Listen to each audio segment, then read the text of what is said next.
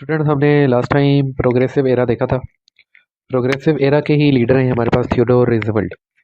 तो अगर पर जो प्रोग्रेसिव एरा है आपके पास 30 ईयर्स है। 1890 से लेके 1920 तक चलता है। तो थियोडोर रूजवेल्ट जो है इन्हें 8 साल की इनकी कंट्रीब्यूशन है। तो आज हम देखेंगे कि इनकी डोमेस्टिक और फॉरेन पॉलिसीज़ क्या थी। तो हम नीचे देख के आए हैं कि ये ट्रस्ट बस्टिंग करते हैं। मोनोपोली जो है रेलवे रोड और ऑयल की ख़त्म करते हैं। फूड और ड्रग में ये अपना प्योर फूड और ड्रग एक्ट देते हैं 1906 में। दोनों में इम्प्योरिटीज़ आ गई थी। तो इनके लिए ड्रग्स वगैरह मेडिसिन वगैरह अब सही से कंट्राबेंड्स वगैरह इलीगल हो गई थी। तो उसके बाद लेबर के प्रोटेक्शन के लॉज उन्होंने दिए हैं। कंपनसेशन के लॉज दिए हैं कि इंजरी हो जाती है, डेथ हो जाती है, तो उसकी प्रोटेक्शन कैसे होगी। और उस लेबर यूनियंस ने मिनिमम वेजेस और मैक्सिमम वर्किंग आवर्स अपने अप्रूव करवा लिए स्टेट से। और उसके अलावा नेचुरल रिसोर्सेज की कंजर्वेशन हुई। अच्छा, अगर आपको थियोडोर रूजवेल्ट का नाम भी आए ना, तो आपने ये याद रखना है कि इनकी सबसे आज तक की सबसे बड़ी अचीवमेंट है conservation of natural resources. Natural resources जितने भी थे यूएसए में, उनकी लैंड्स हो गई, उनकी फॉरेस्ट हो गए, टिम्बर हो गए, और जो इनकी इरिगेशन और डैम्स थे, तो इन चीज़ों को मेंटेनेंस नहीं हो रही थी। ज़्यादा से ज़्यादा फॉरेस्ट जो है ना वो एक्सप्लॉइट किए जा रहे थे। ज़्यादा से ज़्यादा टिम्बर उनमें से काट के लोग दरख्त बनाने शुरू हो गए थे। उस टाइम पे फॉरेस्ट ख़त्म होता जा रहा था। 30% फॉरेस्ट से इनके पास सिर्फ जो है 19% फॉरेस्ट रह गया था। वैसे इन्होंने वेस्टवर्ड एक्सपेंशन में सारी चीज़ें ये ख़त्म कर दी थी। तो इन्होंने रूजवेल्ट ने सबसे अच्छा काम आज तक जो किसी प्रेसिडेंट नहीं किया था, ये किया कि इन्होंने डिफाइन कर दिया कि ये एरिया इस स्टेट में फेडरल एरिया है और ये फेडरल फॉरेस्ट है। जब तक सेंटर नहीं जाएगा तब तक ये स्टेट जो है फॉरेस्ट खत्म नहीं कर सकती, ये मोन्यूमेंट्स खत्म नहीं कर सकती, ये लैंड्स नहीं खत्म कर सकते, ये भी स्टेट ओन लैंड्स है। और ये टिम्बर नहीं काट सकते। डैम्स वगैरह जो हैं इन पे ये सारा कंट्रोल ले लिया। इरिगेशन वाटर चैनल्स थे, रिवर्स थी, उनकी चीज़ें इन्होंने पॉलिसीज डायरेक्ट कर दी। तो नेचुरल रिसोर्सेज इसके बाद जो है प्रिजर्व रहते हैं हमारे पास। और हम देखते हैं कि नेचुरल रिसोर्सेज और जो फॉरेस्ट हैं, ग्रीनरी है, वो आगे चल के बढ़ती है, कम नहीं हो सकती, क्योंकि मिनिमम इन्होंने सेट कर दी प्रिजर्वेशन के लिए। अब आती है फॉरेन पॉलिसी।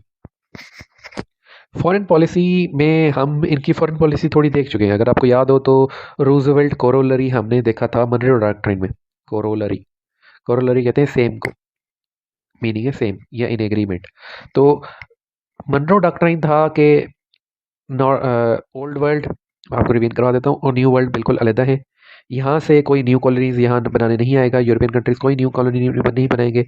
और जो यूएस है वो एग्जिस्टिंग कॉलोनीज को रिकॉग्नाइज करता है। और यूएस जो है यूरोपियन की किसी भी कॉलोनी में इंटरफेयर नहीं करेगा। और यूरोप ने किसी भी कॉलोनी को डिस्टर्ब किया तो वो हमारे लिए वो यूएस समझेगा कि वो उनके लिए ऑफेंस है। तो यूएस अपने सोवरेनिटी में थ्रेट समझेगा। तो ये चार पॉइंट्स थे। तो रूजवेल्ट ने इसको एक्सटेंड किया था। रूजवेल्ट ने कहा था कि साउथ अमेरिकन जो कॉन्टिनेंट है उसमें जितने भी कंट्रीज़ हैं, क्यूबा, निकारागुआ, पनामा, आपके जितने भी हैं ये कंट्रीज़, इनमें अगर कोई भी मसला होता है इंटरनेशनल, तो यूएस जो है उनके इंटरनल अफेयर्स में इंटरवीन करेगा। यूएस उनके डोमेस्टिक अफेयर में इंटरवीन करेगा और उनके मसले ख़त्म करवाएगा। अगर ज़रूरत पड़ी तो रिजीम्स चेंज करवाएगा, ज़रूरत पड़ी तो कंट्री जो है बेच बेच देगा, ज़रूरत पड़ी तो इंडिपेंडेंट करवाएगा, और ज़रूरत पड़ी तो वो कॉलोनी किसी के हाथों बेच भी देगा। तो ये रूजवेल्ट की पॉलिसी थी, फॉरेन पॉलिसी। रूजवेल्ट कोरोलरी एक ही वर्ड में आपको बता सकते हैं। अच्छा, वैसे इनका जो सबसे ज़्यादा फॉरेन पॉलिसी में अचीवमेंट है वो है जेंटलमैन एग्रीमेंट। जापान और यूएस जो है इस पूरी सेंचुरी में कंपटीशन करते रहते हैं। कंपटीशन क्यों करते रहते हैं कि इस रीजन में ये दोनों ही कंट्रीज थे जो सबसे ज़्यादा सुपर पावर थे।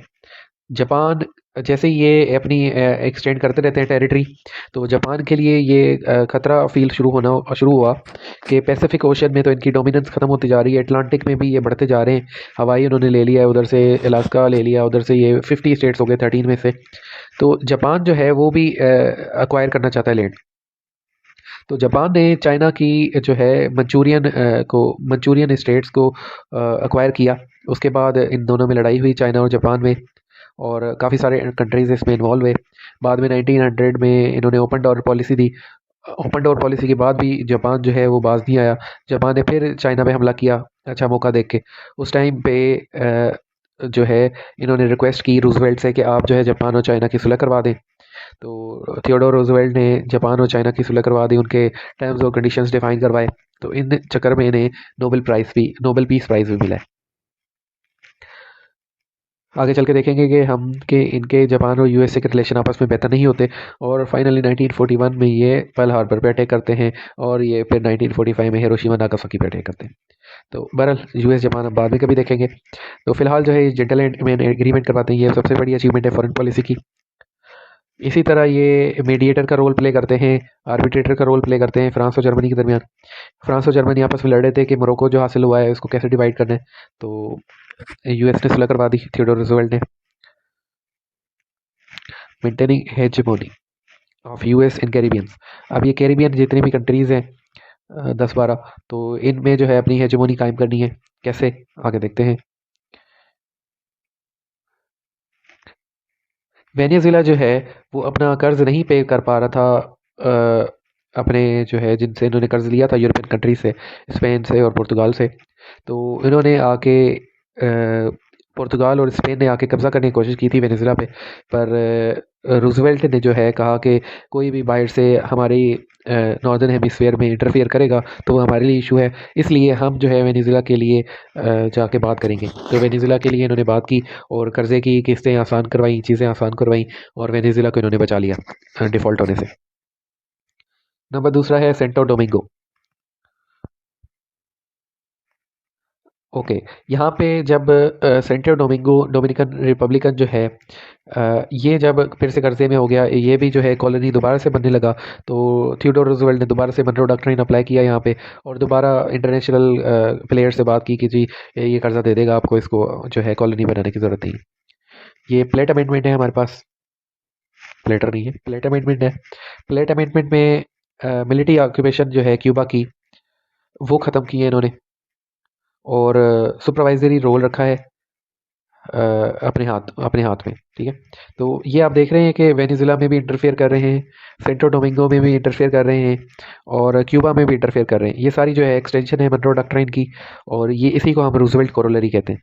नंबर चौथा रूजवेल्ट कोरोलरी का अब हमारे पास एग्जाम्पल है पनामा कैनाल। तो इन्होंने पनामा कैनाल को 1903 में आज़ाद करवाया कोलंबिया से, और आज़ाद करवाने के पीछे सबसे बड़ा मकसद था कि पनामा के जो कैनाल था वो इन्होंने बनाना था।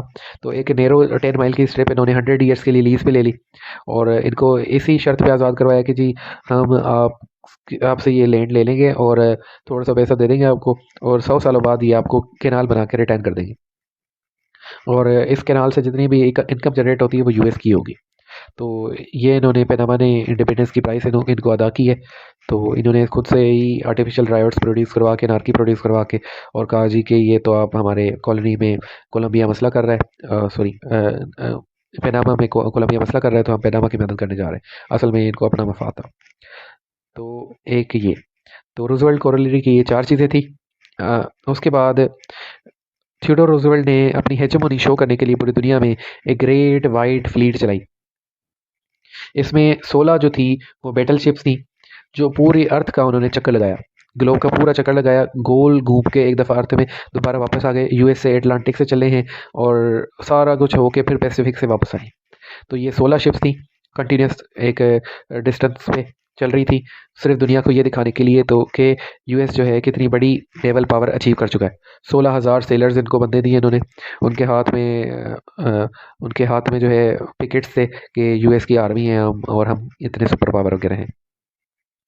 वैसे ओवरऑल अगर हम कंक्लूड करें इस सारी डिबेट को, तो थियोडोर रूजवेल्ट की सारी पॉलिसीज़ को मिला के बिग स्टिक डिप्लोमेसी भी कहते हैं, कि इन्होंने हाथ में एक स्टिक पकड़ी हुई है, डंडा पकड़ा हुआ है, कि मतलब बोलते सॉफ्ट में है, और सॉफ्ट पावर से ही सारे काम करवाते हैं, पर हाथ में डंडा पकड़ा हुआ है कि कोई भी कंट्री जो है, या कोई भी आगे जो है बंदा ओपोनेंट जो है, इनसे कोई इस तरह की बात ना कर दे, ठीक है। वो पहले ही डर जाए कि ये कुछ कर ना दे। तो इनकी ये कोशिश होती थी, ये फ्लीट से पूरे कंट्रीज़ को इन्होंने डरा रखा था कि हमारे पास इतनी आर्मी है, तो कहीं भी जाते थे तो इनके अपना शशका होता था, अपनी अटैक होती थी।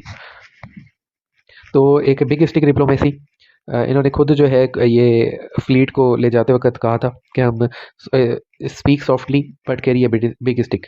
हम आहिस्ता बात करेंगे पर हाथ में बड़ा डंडा रखेंगे, और मनरो डॉक्ट्राइन को पूरी दुनिया में फैलाएंगे हम। तो ये इनकी पॉलिसी थी। तो रूजवेल्ट, थियोडोर रूजवेल्ट की आपने कौन कौन सी चीज़ें याद रखनी है? सबसे पहले आपने ये याद रखना है कि ये प्रोग्रेसिव एरा के थे। तो प्रोग्रेसिव एरा में चाइल्ड की भी हुई है, फूड की भी हुई है, ड्रग की भी प्रोग्रेस हुई है, उसके अलावा लेबर की, उसके अलावा वुमन की, उसके अलावा ट्रस्ट बस्टिंग की।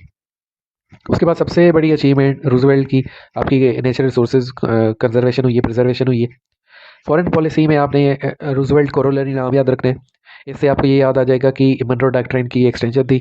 एक्सटेंशन में जी इन्होंने Venezuela, Cuba, Santo Domingo, Panama, इन चारों पे इंटरफियर किया है इनकी डोमेस्टिक पॉलिसीज़ में, डोमेस्टिक अफेयर्स में, और इनसे हेल्प, इनकी हेल्प की भी है, इनसे हेल्प ली भी है।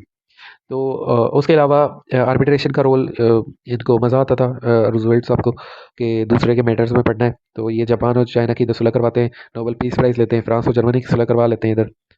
और ये एक अपनी हेजेमनी शो करने के लिए पूरी दुनिया में अपनी वाइट फ्लीट चलाते हैं। तो स्टूडेंट्स यही थे थियोडोर रूजवेल्ट। इंशाल्लाह नेक्स्ट लेक्चर में मिलते हैं। अल्लाह हाफ़िज़।